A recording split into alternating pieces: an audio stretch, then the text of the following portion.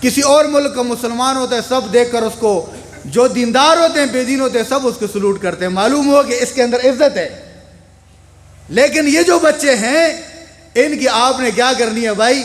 ان کو آپ نے نظر انداز نہیں کرنا، ان کی حوصلہ افزائی کرنی ہے، ان کے جذبے کو بڑھانا ہے۔ یہ آپ والدین سے میں کہہ دوں، یہ ایک پہلا مرحلہ تھا، چاہے انہوں نے حفظ کر لیا، اب ایسے نہیں ہے کہ بھائی یہ قاری بن گئے۔ ایک اور بات بھی ضمنی طور پر میں کہہ دوں، ابھی میرے دل کے اندر آئی تھی، آج سے کئی عرصہ پہلے ہمارا یہاں پر پروگرام ہوا اور اس کے اندر تلاوت کی، فلاں کا بیٹے نے، فلاں کے بیٹے نے نعت پڑھی، فلاں کے ایک ساتھی نے مجھ اعتراض کیا، ایک دو ساتھی باہر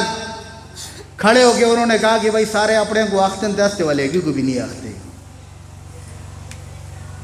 میرے عزیزو، مجھے اللہ کی قسم، میں واللہ باللہ تاللہ کہہ رہا ہوں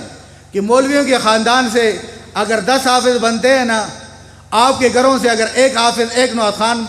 بنتا ہے نا، میں اللہ کی قسم اس کو ان 10 کے اوپر ترجیح دوں گا۔ لیکن یہ جو آپ کہتے ہیں یہ فرق نہیں ہو رہا ہوتا،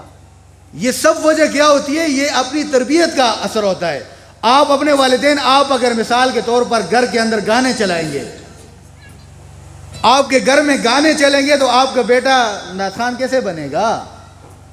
آپ اپنے گھر کے اندر اسے تلاوت والا ماحول نہیں دیں گے تو وہ تلاوت آ کر کیسے مدرسے میں کرے گا؟ یہ جو آپ دیکھتے ہیں کہ جن لوگوں کے بچے آپ دیکھیں وہ اس طرح کے ماحول میں آتے ہیں تو ان کے پیچھے کسی نہ کسی اس کے گھر والوں کا کوئی نہ کوئی اس کے اندر رول ہوتا ہے۔ یہ سب والدین کی، گھر والوں کی ایک تربیت ہوتی ہے۔ تو لہٰذا آپ بھی اپنے گھر کے اندر بھی جس طرح باہر مدرسے میں ان کو ماحول ملتا ہے نا، جب گھر کے اندر بھی آئے آپ اپنے بچے سے کہ اٹھ بچے نماز پڑھ، اس کی حوصلہ افزائی کریں، اس سے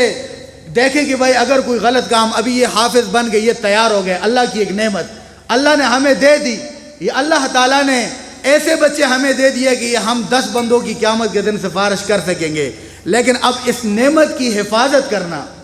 اس نعمت کی حفاظت کرنا وہ آپ کے ذمہ ہے۔ مدرسے والوں نے آپ کو تیار کر کے دے دیے، اب ان کو سنبھالنا، اگر آپ چاہتے ہیں آپ کا بچہ بھی کامیاب ہو جائے اور آپ بھی آپ کی شفاعت کے ذریعے بھی بن جائے، تو پھر آپ نے گھر کے اندر بھی اس کو اس طرح ماحول دینا ہے۔ میں اس لیے افسوس سے، مجھے دکھ سے میں کہتا ہوں، کئی بچے ہمارے اس علاقے کے حافظ بنے اور حافظ بننے کے بعد انہوں نے قرآن کو جس طرح انہوں نے آج ختم ہو گیا بس جی پڑھ کے تو پورا مولانا بھی نہ بن گنا، اس کا یہ مطلب نہیں ہے کہ آپ کا بچہ حافظ بن گیا یہ صرف مسجد کے امام بنے گا، یہ صرف مدرسے کا قاری بنے گا۔ یہ دنیا میں کہیں بھی جا سکتا ہے، گاڑی چلائے، ڈرائیور بنے، فیکٹری کے اندر کام کرے، یہ گناہ نہیں ہے۔ لیکن آپ نے جو اس کو حفظ کروایا ہے، اب اس کو دور کروائیں،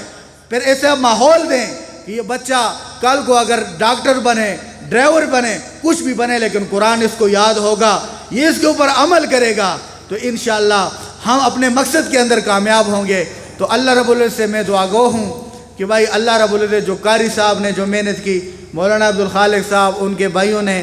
جو ان کا کردار ہے اس ادارے کے اندر، جو انہوں نے ایک محنت کی ہے، اللہ اسے اپنے دربار میں قبول و منظور فرمائے، اور جو رونقیں آج ہمیں نظر آ رہی ہے، اللہ رب العزت سے دعا ہے کہ اللہ تعالیٰ اس ادارے کو،